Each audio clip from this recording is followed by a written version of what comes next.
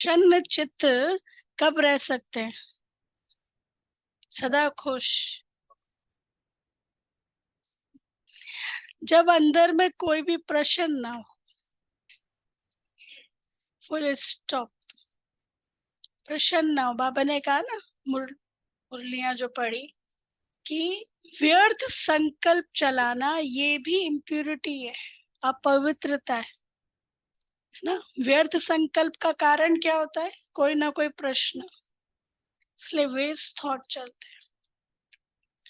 तो बाबा ने कहा, और कोई भी हद की कामनाएं ना हो, सदा संतुष्ट, तो सदा प्रसन्न चित्त रह सकते हैं। तो आज मीठे बाबा के 1 तारीख 1 जून के महावाक्य हैं। मीठे बच्चे, तुम सब आपस में कौन हो? रूहानी भाई भाई हो। तुम सब आपस में रूहानी भाई भाई हो। तुम्हारा रूहानी प्यार होना चाहिए। तुम्हारा रूहानी प्यार होना चाहिए। आत्मा का प्यार आत्मा से हो, जिस्म से नहीं। आत्मा का प्यार आत्मा से हो, जिस्म से नहीं। अच्छा, प्रश्न है, बाप ने अपने घर की वंडरफुल बात कौन सी सुनाई है? बाप ने अपने घर की, मतलब परम धाम घर की वंडरफुल बात कौन सी सुनाई है? शांति शांति है। और कि वहां पर सब कैसे कोई संकल्प नहीं नंबरवार है। जगह फिक्स है उनकी, सब नंबरवार हाँ, बैठे हैं और वैसे ही आते हैं वैसे ही जाते हैं। उत्तर है, जो भी आत्माएं मेरे घर में आती हैं, वह अपने सेक्शन में अपने नंबर पर फिक्स होती है। हर एक की सीट वहां फिक्स है। तो जो भी आत्माएं मेरे घर में आती हैं, वह अपने अपने सेक्शन में अपने नंबर पर फिक्स होती हैं। वह कभी भी हिलती डुलती नहीं है।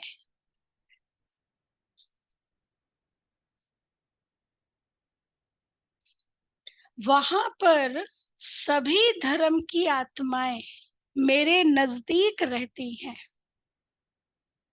वहां पर सभी धर्म की आत्माएं मेरे नजदीक रहती हैं। वहां से नंबरवार अपने अपने समय पर पाठ बजाने आती हैं।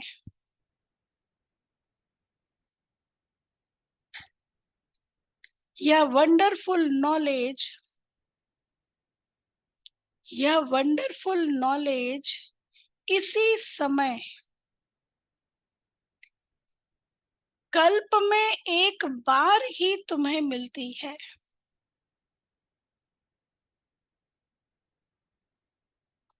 दूस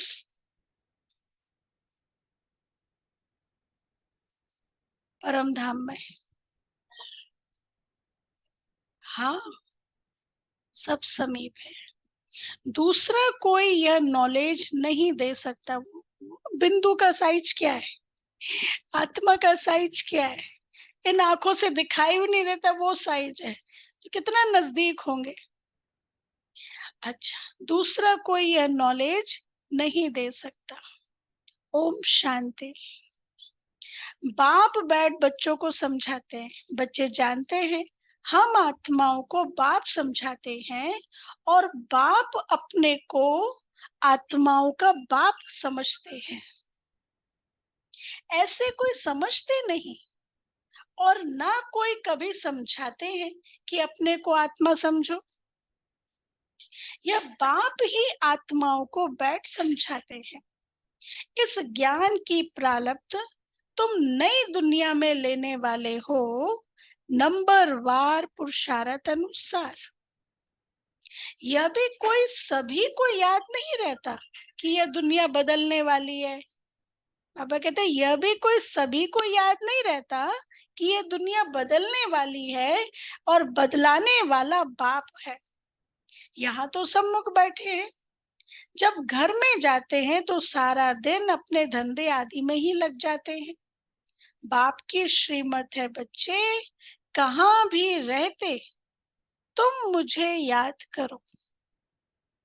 जैसे कन्या होती है तो वह जानती नहीं कि हमको कौन पति मिलेगा, चित्र देखती है तो उनकी याद ठहर जाती है, फिक्स हो जाता ना, तो फिर याद ठहर जाती है। कहाँ भी रहते एक दो को दोनों याद करते हैं। फिर इसको कहा जाता है जिस्मानी याद, जिस्मानी प्यार। यह फिर यहाँ है रूहानी प्यार। रूहानी प्यार किसके साथ? बच्चों का रूहानी बाप के साथ, और फिर बच्चों का बच्चों के साथ। तुम बच्चों का भी आपस में बहुत प्यार होना चाहिए ना। देखो, जो बीकेज हैं अपने आप ही प्यार होता है। कहीं गाड़ी निकले और उसमें स्टिकर लगाओ तो कहते ना हमारी गाड़ी है। भले ऑनर नहीं है उस गाड़ी के, तो भी हमारी गाड़ी, हमारे बाबा के बच्चों की गाड़ी है। रास्ते से जा रहे, कोई बीके मिल जाए, हमारे परिवार का है। किसी दूसरी कंट्री में गए, कोई बीके मिल जाए, एक अपनापन आता है ना कि हमारे परिवार के। तो बाबा कहते हैं तुम्हारा आपस में बहुत प्यार होना चाहिए, यानी आत्माओं का आत्माओं के साथ भी प्यार होना चाहिए। जिस्मानी नहीं, आत्मिक प्यार, गुणों का, वैल्यूज का, विशेषताओं का प्यार होना चाहिए, लेकिन प्रभावित नहीं होना है। ये भी बात है। यह शिक्षा भी अभी तुम बच्चों को मिलती है। दुनिया के मनुष्यों को कुछ भी पता नहीं। तुम सब भाई भाई हो तो आपस में जरूर प्यार होना चाहिए, क्योंकि एक बाप के बच्चे हो ना, एक बाप के बच्चे हो। इसको कहा जाता है रूहानी प्यार। ड्रामा प्लान अनुसार सिर्फ पुरुषोत्तम संगम युग पर ही रूहानी बाप आकर रूहानी बच्चों को सम्मुख समझाते हैं, और बच्चे जानते हैं कि बाप यहाँ आए हुए हैं। हम बच्चों को गुलगुल पवित्र पति से पावन बनाकर साथ ले जाएंगे। ऐसे नहीं कि कोई हाथ से पकड़ कर ले जाते हैं। सभी आत्माएं ऐसे उड़ेंगी जैसे टिड्डियों का झुंड होता है। सब साथ में पीछे पीछे शिव बाबा के, सब ऐसे उड़ेंगे जैसे टिड्डियों का झुंड होता है। उन्हों का भी कोई गाइड होता है। गाइड के साथ और भी गाइड्स होते हैं जो फ्रंट में रहते हैं। सारा झुंड जब इकट्ठा जाता है तो बहुत आवाज होती है, सूर्य की रोशनी को भी ढक देते हैं, इतना बड़ा झुंड होता है। तुम आत्माओं का तो कितना बड़ा अनगिनत झुंड है, कभी गिनती नहीं कर सकते। यहाँ मनुष्यों की गिनती नहीं कर सकते। भल आदमशुमारी निकालते हैं, जनगणना निकालते हैं, वह भी एक्यूरेट नहीं निकालते हैं। आत्माएं कितनी है वह हिसाब कभी निकाल नहीं सकते। ओवरऑल कितनी सोल्स हैं, बाबा ने कहा वो हिसाब कभी निकाल ही नहीं सकते। अंदाजा लगाया जाता है कि सत्युग में कितने मनुष्य होंगे, क्योंकि सिर्फ भारत ही रह जाता है। तुम्हारी बुद्धि में है, ये दुनिया वाले अंदाजा लगाते हैं। तुम्हारी बुद्धि में है कि हम विश्व के मालिक बन रहे हैं। आत्मा जब शरीर में है तो जीवात्मा है, तो दोनों इकट्ठे सुख अथवा दुख भोगते हैं। ऐसे बहुत लोग समझते हैं कि आत्मा ही परमात्मा है। बाबा कहते हैं ऐसे बहुत लोग समझते हैं कि आत्मा ही परमात्मा है। फिर एक क्या क्वेश्चन कहते है हैं? मेधा बहन, आत्मा दुख बाबा नहीं ने, भोगती। हाँ हाँ, कि आत्मा और जीव दो अलग हो गए ना। तो हाँ। हम तो ये मानते हैं ना कि शरीर को दुख नहीं होता, क्योंकि हम्म। भोगने वाली तो आत्मा है ना। हाँ, तो ये किस संदर्भ में कहा बाबा ने कि दोनों दुख भोगते हैं? शरीर को दुख नहीं होता। शरीर के थ्रू, क्योंकि शरीर तो जड़ है ना। आत्मा है तो आत्मा को दुख होता है ना, वो तो। हाँ देखो, ये तो बेसिक्स हम लोग समझाते ही है ना कोर्स में, कि आत्मा शरीर से निकल जाएगी तो शरीर को तो दुख होगा ही नहीं ना। आत्मा शरीर से निकल जाएगी तो शरीर को दुख नहीं होगा। वैसे आत्मा भी जब शरीर शरीर, को तो होता ही नहीं है ना। हाँ शरीर शरीर तो को तो होता ही नहीं। शरीर को तो होता ही नहीं है, वो तो आत्मा ही भोग रही है ना। हाँ, तो यहाँ पे किस तरीके से, किस कारण से बाबा ने कहा? देखो एक मिनट, तुम्हारी बुद्धि में है कि हम विश्व के मालिक बन रहे हैं। अभी फिर से सुनो, आत्मा जब शरीर में है तो जीवात्मा है, ठीक है। आत्मा जब शरीर में है तो जीवात्मा है, तो दोनों इकट्ठे सुख अथवा दुख भोगते हैं। मतलब कि जैसे कहते हैं ना, एक मिनट, जैसे कहते हैं आत्मा अपना ही मित्र और हेलो। आत्मा अपना ही शत्रु है। तो एक नहीं नहीं, तरीके से मेरे को होता भी है। 4 बजे जाना है, 1 बजे एक मिनट, निकलूंगा। किसकी आवाज आ रही है? जैसे आत्मा को भी दुख होता है, शरीर शरीर को दुख होगा तो आत्मा को भी दुख होगा। कई बार इस शरीर को दुख नहीं हो रहा, लेकिन कई ऐसी परिस्थितियां आ रही हैं तो आत्मा सोच सोच करके दुखी हो रही है। ये भी है ना। हाँ, मेंटली डिस्टर्ब हो रहे हैं। हाँ, भले बॉडी को कोई कष्ट नहीं पहुंचा रहा, लेकिन सोच सोच करके भी दुखी हो रहे हैं, है ना। तो इस तरह से कई लोग सोते सोते स्वप्न में भी दुख का अनुभव करते हैं। अब जो किसी को सजाएं मिलती हैं तो बाबा कैसे मिलती हैं सजाएं? कोई ऐसे प्रैक्टिकल उसे मारा थोड़ी ना जाता है, उसके थॉट्स में ही उसे इतना दुख पहुंचता है जो उसको सजा मिलती है। तो एक है शरीर की रीति से उसको दुख पहुंचना, दूसरा संकल्पों में उसको दुख पहुंचना। अच्छा, तो बाबा कहते हैं ऐसे बहुत लोग समझते हैं कि आत्मा ही परमात्मा है, वह कभी दुख नहीं भोगती, निर्लेप है। बहुत बच्चे इस बात में भी मूझते हैं कि हम अपने को आत्मा निश्चय तो करें, लेकिन फिर बाप को कहाँ याद करें? बताओ। बाबा ने कई बार इसका आंसर दिया है कि हम अपने को आत्मा तो निश्चय करें, लेकिन फिर बाबा को कहाँ याद करें? क्या ब्रह्मा के तन में? नहीं, परम धाम में। बाबा को परम धाम में ही याद करना है। फिर ब्रह्मा के तन में क्या, क्यों फिर हम लोग करते हैं? कभी कभी कन्वर्सेशन के लिए, कोई बात करने के लिए, सलाह लेने के लिए, क्योंकि परम धाम में आवाज नहीं है ना। परम धाम में तो एकदम पिन ड्रॉप साइलेंस, साइलेंस है वहां, सूक्ष्म वतन में। फिर क्योंकि शिव बाबा गाइड भी है, तो हमें गाइडेंस ब्रह्मा के तन के द्वारा ही देते हैं। तो बाबा कहते हैं हम्म, लेकिन बाप को कहाँ याद करें? या तो जानते हो, बाप परम धाम निवासी है। बाप ने अपना परिचय दिया हुआ है, कहाँ भी चलते फिरते बाप को याद करो, परम धाम में। बाप रहते हैं परम धाम में, तुम्हारी आत्मा भी वहां रहने वाली है, फिर यहाँ पाठ बजाने आती है। यह भी ज्ञान अभी मिला है। जब तुम देवता हो, वहां तुमको यह याद नहीं रहता कि फलाने फलाने धर्म की आत्माएं ऊपर में है। रहेगा। जब तुम देवता हो तो ये याद नहीं रहता कि फलाने फलाने धर्म की आत्माएं ऊपर में है, ऊपर से आकर यहाँ शरीर धारण कर पाठ बजाती है। यह चिंतन वहां नहीं चलता। आगे यह पता नहीं था कि बाप भी परम धाम में रहते हैं, वहां से यहाँ आकर शरीर में प्रवेश करते हैं।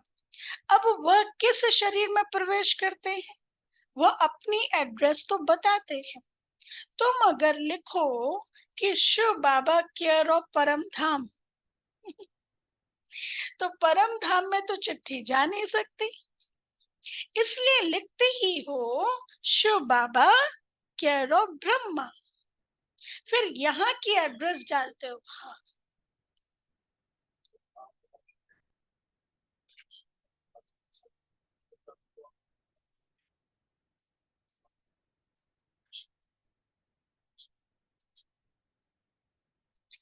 तीन हमारे पिता हैं। एक लौकिक फादर, शारीरिक पिता जिसने जन्म दिया, ठीक है। दूसरा आत्मा का पिता, परमात्मा, शिव बाबा। तीसरा फिर जब हम ब्राह्मण बनते हैं, है ना, हम ब्राह्मण बनते हैं, हमारा जन्म होता है। जन्म मतलब हमारा ज्ञान के द्वारा जन्म होता है, मुख वंशावली। तो फिर उस रीति से ब्रह्मा बाप। लेकिन ब्रह्मा बाप से वर्षा नहीं मिलता, वर्षा मिलता है सिर्फ शिव बाबा से। तो याद हमें विकर्म विनाश करने के लिए शिव बाबा को याद करना है, लेकिन कोई गाइडेंस लेने के लिए, कन्वर्सेशन रू रिहान करने के लिए ब्रह्मा के तन में शिव बाबा को याद करना है, बात करना है। तो वो पिता को नॉर्मली बाप, बाबा, बाबा कहो, बाप कहो, पिता कहो, सब एक ही है। बापू कहो, पापा कई बार ये कहते हैं मैं बड़े से बड़ा बापू हूँ, सबका बापू हूँ, वो सब। यदि बाबा बाबा कह रहे हैं तो हमें ये समझना है बाबा शिव बाबा के लिए कह रहे हैं। यदि मुरली में बाबा आ रहे हैं ना, तो शिव बाबा के लिए ऐसे। तो बाबा कहते हैं शिव बाबा केयर ऑफ ब्रह्मा। फिर यहाँ की एड्रेस डालते हैं, क्योंकि तुम जानते हो बाप यहाँ ही आते हैं, इस रथ में प्रवेश करते हैं। बाप शिव बाबा यहाँ ही आते हैं, इस रथ में प्रवेश करते हैं। यूं तो आत्माएं भी ऊपर में रहने वाली हैं। तुम भाई भाई हो, सदैव यही समझो, यह आत्मा है, इनका फलाना नाम है। पहले क्या समझो, ये आत्मा है, इसका ये नाम है। आत्मा को यहाँ देखते हैं, परंतु मनुष्य देह अभिमान में आ जाते हैं, अर्थात दैहिकता का प्रभाव पड़ने लगता है, तो देह अभिमान में आ जाते हैं। बाप देही अभिमानी बनाते हैं कि बिल्कुल भी शरीर को मत देखो, आत्मा को ही देखो। शिव बाबा देही अभिमानी बनाते हैं। बाप कहते हैं तुम अपने को आत्मा समझो और फिर मुझे याद करो। आत्मा समझो और फिर मुझे मतलब शिव बाबा को याद करो। इस समय बाप समझाते हैं जब मैं यहाँ आया हूँ, आकर बच्चों को ज्ञान भी देता हूँ, पुराने ऑर्गन्स लिए हैं, इसमें मुख्य यह मुख है, आंखें भी हैं, ज्ञान अमृत मुख से मिलता है। गौ मुख कहते हैं ना, अर्थात माता का यह मुख है। गौ मुख भक्ति मार्ग में कहते हैं, अर्थात माता का यह मुख है। मतलब ब्रह्मा तन, ब्रह्मा माँ शब्द चुना है ना, तो ब्रह्मा के द्वारा हमें ये ज्ञान दिया, माता का यह मुख है।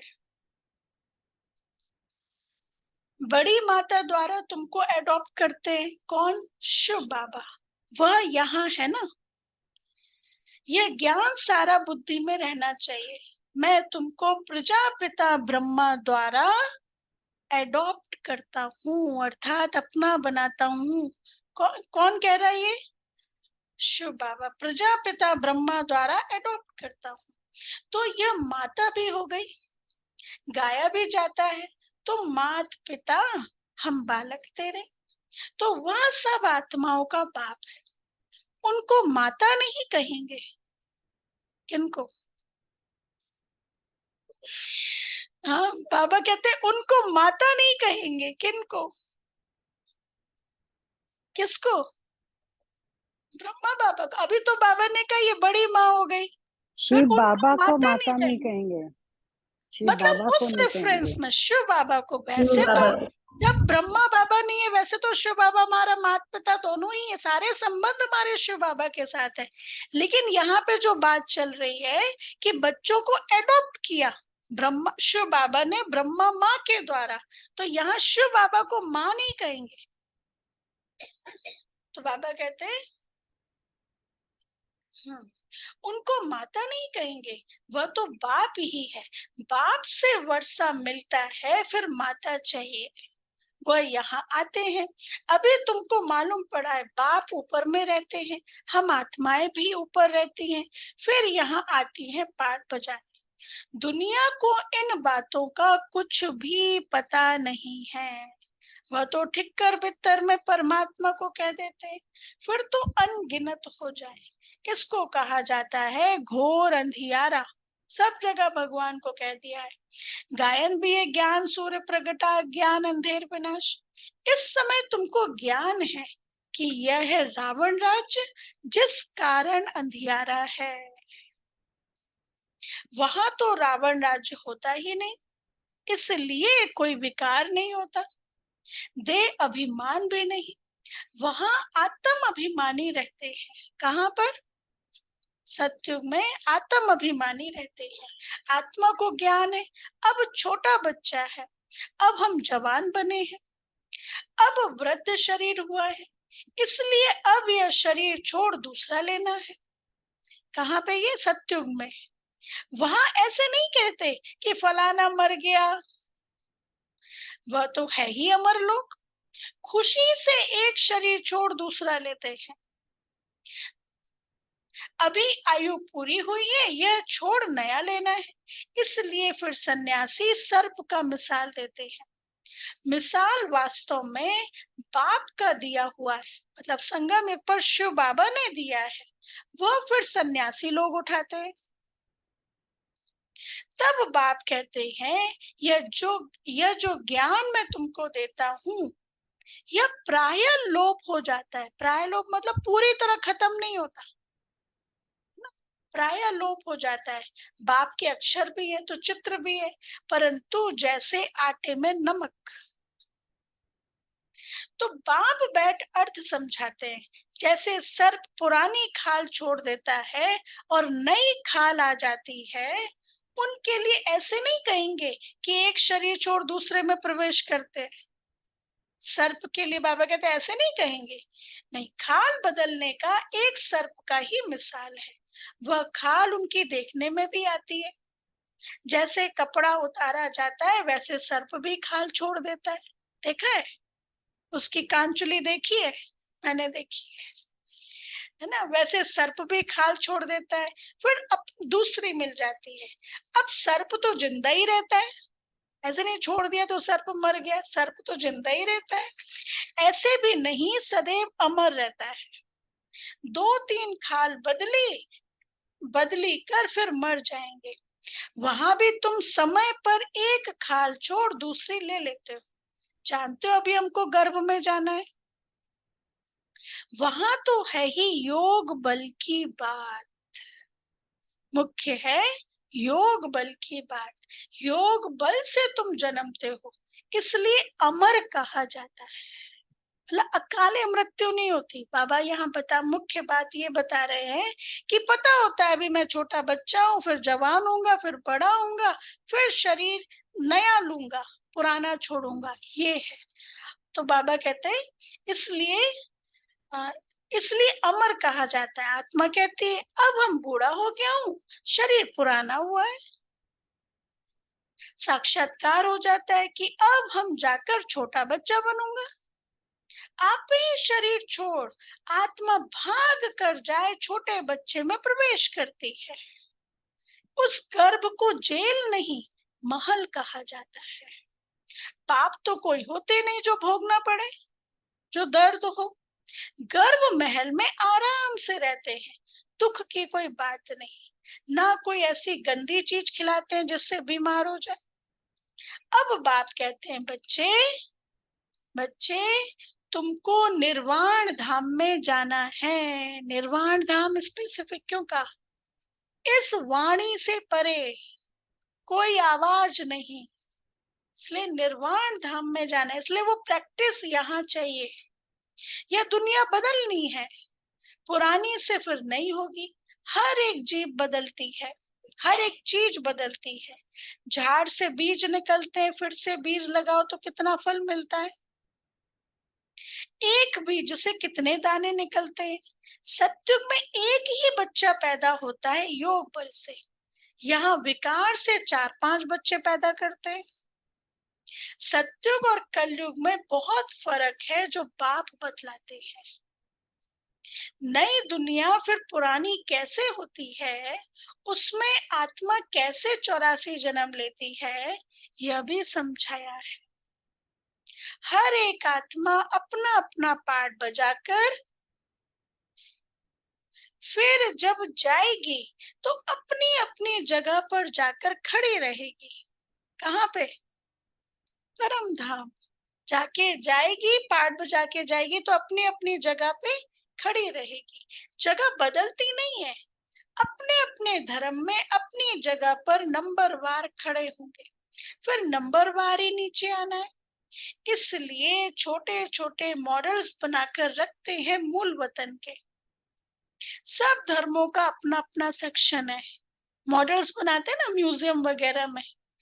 तो बाबा कहते हैं सब धर्मों का अपना अपना सेक्शन है। देवी देवता है पहला धर्म, फिर नंबरवार आते हैं, नंबरवार ही आकर रहेंगे। जैसे आते नंबरवार आते जाते हैं, नंबरवार ही जाकर रहेंगे। तुम भी नंबरवार पास होते हो, उन मार्क्स से, उन मार्क्स के हिसाब से तुम जगह लेते हो। यह बाप की पढ़ाई कल्प में एक ही बार होती है। कल वो कितना महत्व बता रहे थे, है ना, महाराज जी जो आए थे इस पढ़ाई का ना। तो बाबा कहते हैं ये पढ़ाई कल्प में एक ही बार होती है। तुम आत्माओं का कितना छोटा सिचरा होगा, जैसे तुम्हारा इतना बड़ा झाड़ है। तुम बच्चों ने दिव्य दृष्टि से देख कर फिर यहाँ बैठकर चित्र आदि बनाए हैं। आत्मा कितनी छोटी है, शरीर कितना बड़ा है। सब आत्माएं वहां जाकर बैठेंगी, बहुत थोड़ी जगह में नजदीक में जाकर रहती है। आत्मा ईसाई जी बिंदु बिंदु है, तो बहुत थोड़ी जगह में नजदीक में जाकर रहती है। मनुष्यों का झाड़ देखो कितना बड़ा है। मनुष्यों को तो जगह चाहिए ना, चलने फिरने, खेलने, पढ़ने, नौकरी करने की, सब कुछ करने की जगह चाहिए। और आत्मा को कोई जगह नहीं चाहिए। निराकारी दुनिया में आत्माओं की छोटी जगह होगी, इसलिए इन चित्रों में भी दिखाया है। बना बनाया नाटक है। शरीर छोड़कर आत्माओं को वहां जाना है। तुम बच्चों की बुद्धि में है कि हम वहां कैसे रहते हैं और दूसरे धर्म वाले कैसे रहते हैं, फिर कैसे अलग अलग होते हैं नंबरवार। सब एक साथ पूरे घर में सब साथ में रहते हैं, फिर नंबरवार कैसे अलग अलग होते हैं वो बाबा कहते तुम बच्चे जानते। कितना अनोखा ड्रामा है ना। यह सब बातें तुमको कल्प कल्प एक ही बाप आकर सुनाते हैं। बाकी तो सभी है जिस्मानी पढ़ाई, उस पढ़ाई में ये बातें होती ही नहीं। रूहानी, उनको रूहानी पढ़ाई नहीं कह सकते। अभी तुम जानते हो हम आत्मा है। आई माना आत्मा, माई माना मेरा यह शरीर। बाबा की इंग्लिश। आई माना आत्मा और माई माना मेरा यह शरीर, है ना। पहले जाते थे ना मधुबन में, तो एक राम श्लोक भाई होते थे। तो अभी तो खैर ऑनलाइन भरना होता है डेजिग्नेशन क्या है, पहले वो वहां पे ही फॉर्म भरना होता था। तो पूछते थे क्या क्या पढ़ाई की, एमए। एमए पढ़ लिया मतलब मम्मा को पढ़ लिया मतलब एमए कर लिया। ब्रह्मा बाबा को पढ़ लिया मतलब बाबा बीए कर लिया, ऐसे कहते। तो बाबा कहते हैं आई माना आत्मा, माई माना मेरा शरीर। मनुष्य यह नहीं जानते, उन्हों का तो सदैव दैहिक संबंध रहता है। सत्युग में भी दैहिक संबंध होगा, परंतु वहां तुम आत्म अभिमानी रहते हो।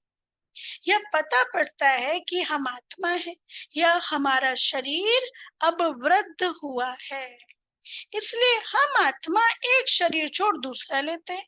आज बाबा बार बार ये बातें बता रहे हैं कि सत्युग में ये पता होता है कि हम आत्मा है, हम अभी छोटे हैं, फिर शरीर वृद्ध हुआ है, फिर बार बार लेते हैं। इसमें मूझने की भी कोई बात नहीं है। तुम बच्चों को तो बाप से राजाई लेनी है, जरूर बेहद का बाप है ना। मनुष्य जब तक ज्ञान को पूरा नहीं समझते हैं तब तक अनेक प्रश्न पूछते हैं। ज्ञान है तुम ब्राह्मणों को, तुम ब्राह्मणों का वास्तव में मंदिर भी कहाँ है? पुष्कर में। बाबा कहते तुम ब्राह्मणों का वास्तव में मंदिर भी अजमेर में है। अच्छा, पुष्कर अजमेर में ही है। अच्छा अच्छा। तो बाबा कहते हैं एक होते हैं पुष्करणी ब्राह्मण, दूसरे होते हैं सार सिद्ध ब्राह्मण। अजमेर में ब्रह्मा का मंदिर देखने जाते हैं। ब्रह्मा बैठा है, दाढ़ी आदि दी हुई है, उनको मनुष्य के रूप में दिखाया है। तुम ब्राह्मण भी मनुष्य के रूप में। ब्राह्मणों को देवता नहीं कहा जाता है। सच्चे सच्चे ब्राह्मण तुम हो ब्रह्मा की औलाद। वह कोई ब्रह्मा की औलाद नहीं है। पीछे आने वालों को यह मालूम नहीं पड़ता है, तुम्हारा यह विराट रूप है। यह बुद्धि में याद रहना चाहिए, तुम हो ब्रह्मा की औलाद। बाबा कहते ये तुम्हारा विराट रूप है। और फिर वैसे भी देखो, हमारे जगदीश भाई जी थे, वो कहते थे सबसे बड़ा सबसे ऊंचा टाइटल कौन सा है? ब्राह्मण। और सबसे ऊंचा टाइटल है राजयोगी। सबसे ऊंचा टाइटल है राजयोगी। जगदीश भाई जी का परिचय देते थे, कहते थे ये कुछ नहीं, राजयोगी ये सबसे ऊंचा टाइटल है, बस यही चाहिए और कुछ नहीं चाहिए। तो बाबा यही कहते हैं, इसलिए बड़े से बड़ा तुम्हारा क्या रूप है? ब्राह्मण। ब्राह्मणों को देवता नहीं कहा जाता। सच्चे सच्चे ब्राह्मण तुम हो ब्रह्मा की औलाद। वह कोई ब्रह्मा की औलाद नहीं। पीछे आने वालों को यह मालूम नहीं पड़ता है, तुम्हारा यह विराट रूप है। यह बुद्धि में याद रहना चाहिए। यह सारी नॉलेज है जो तुम कोई को अच्छी रीति समझा सकते। हम आत्मा है, बाप के बच्चे हैं। यह यथार्थ रीति समझकर, यह यथार्थ रीति समझकर यह निश्चय पक्का पक्का होना चाहिए कि हम आत्मा है और बाबा के बच्चे। यह तो यथार्थ बात है। सभी आत्माओं का बाप एक परमात्मा है। सभी उनको याद करते हैं। हे भगवान, मनुष्यों के मुख से जरूर निकलता है। परमात्मा कौन है यह कोई भी नहीं जानते, जब तक कि बाप आकर समझाए। बाप ने समझाया है। यह लक्ष्मी नारायण जो विश्व के मालिक थे, यही नहीं जानते थे, तो ऋषि मुनि फिर कैसे जान सकते कि भगवान कौन है? अभी तुमने बाप द्वारा जाना है। तुम हो आस्तिक क्योंकि तुम रचयिता और रचना के आदि मध्य अंत को जानते हो। कोई अच्छी रीति जानते हैं, कोई कम जानते हैं। बाप सम्मुख आकर पढ़ाते हैं, फिर कोई अच्छी रीति धारण करते हैं, कोई कम धारण करते हैं। पढ़ाई बिल्कुल सिंपल भी है और बड़ी भी है। बाप में इतना ज्ञान है, कल भी बाबा ने कहा था, बाप में कितना ज्ञान है। हाँ, जो सागर को स्याही बनाओ, धरती को कागज बनाओ, पेड़ों को कलम बनाओ और खुद सरस्वती देवी बैठ के लिखे, तो भी नहीं लिखा जा सकता ना। इतना ज्ञान है, जो सागर को स्याही बनाओ तो भी अंत नहीं पाया जा सकता। बाप सहज करके समझाते हैं। बाप को जानना है, सुदर्शन चक्रधारी बनना है, बस। अच्छा, मीठे मीठे सिक्की लदे बच्चों प्रति माता पिता, बाप दादा का याद प्यार और गुड मॉर्निंग। रूहानी बाप की रूहानी बच्चों को नमस्ते। हम हम रूहानी रूहानी बच्चों की रूहानी बाप दादा को बाप दादा को याद याद प्यार, गुड प्यार मॉर्निंग, नमस्ते। गुड नमस्ते। मॉर्निंग शुक्रिया बाबा, शुक्रिया बाबा, प्यारा प्यारा बाबा, थैंक यू बाबा, वाह बाबा वाह। धारणा के लिए मुख्य सार। पहला पॉइंट, सदा याद सहज बनी रहे, सदा याद सहज बनी रहे, उसके लिए चलते फिरते यह चिंतन करना कि हम आत्मा हैं।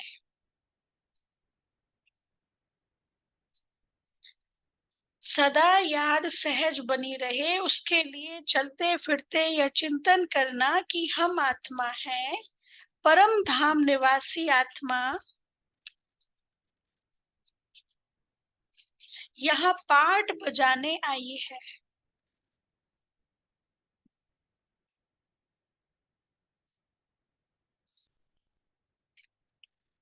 बाप भी परम धाम में रहते हैं, बाप भी परम धाम में रहते हैं। वह ब्रह्मा तन में आए हैं,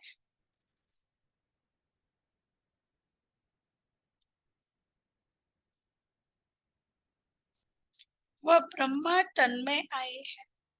सेकंड पॉइंट, जैसे रूहानी बाप से आत्मा का प्यार है, जैसे रूहानी बाप से आत्मा का प्यार है, ऐसे आपस में भी रूहानी प्यार से रहना है। ऐसे आपस में भी रूहानी प्यार से रहना है। आत्मा का आत्मा से प्यार हो, शरीर से नहीं।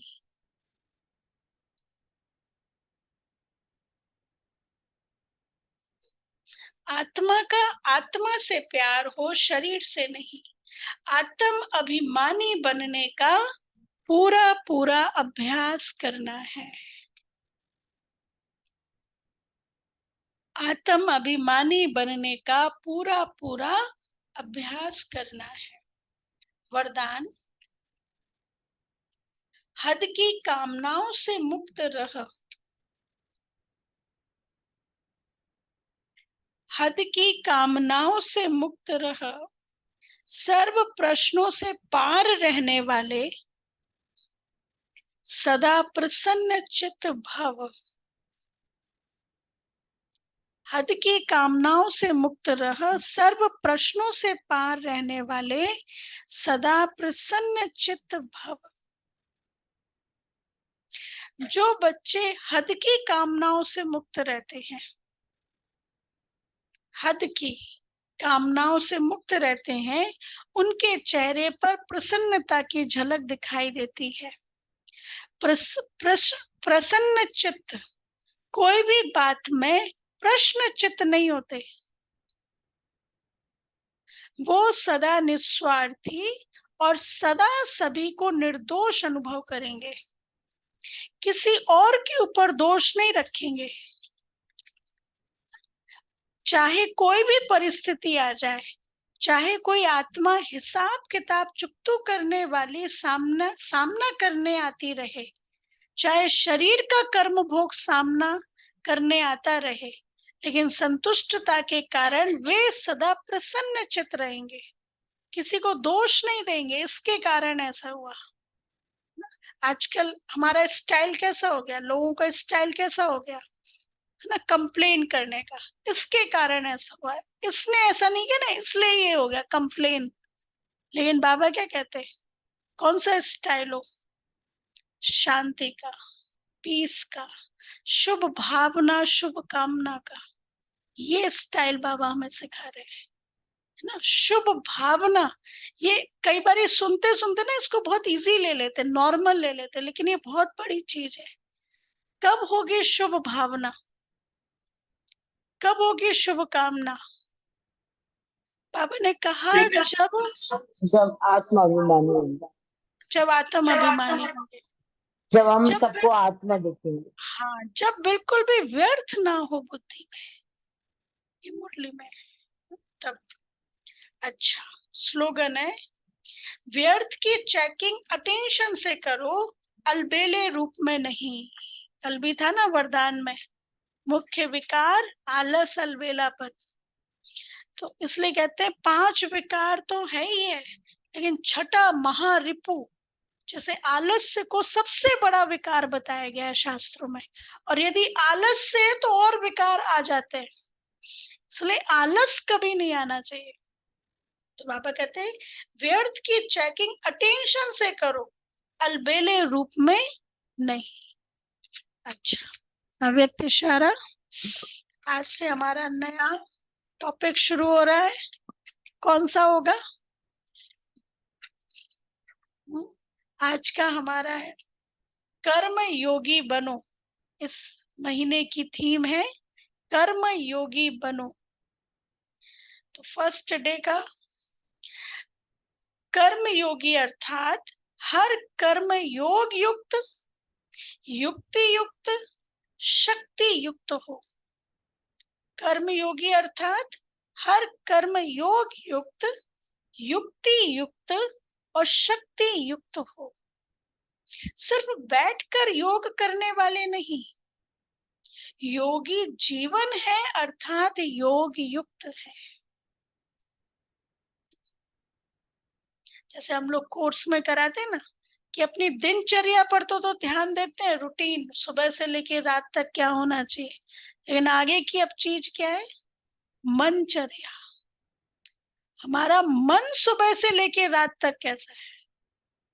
तो बाबा कहते हैं योगी जीवन है अर्थात योग युक्त है। कर्म योगी किसी भी कर्म की तरफ आकर्षित नहीं होते, वह अपनी योग शक्ति से कर्मेंद्रियों द्वारा कर्म कराते हैं। जो कर्म के वश होकर चलने वाले हैं उनको कर्म योगी नहीं कह सकते। कर्म के वश होना अर्थात प्रभावित होना, प्रभावित होना या प्रभावित करना।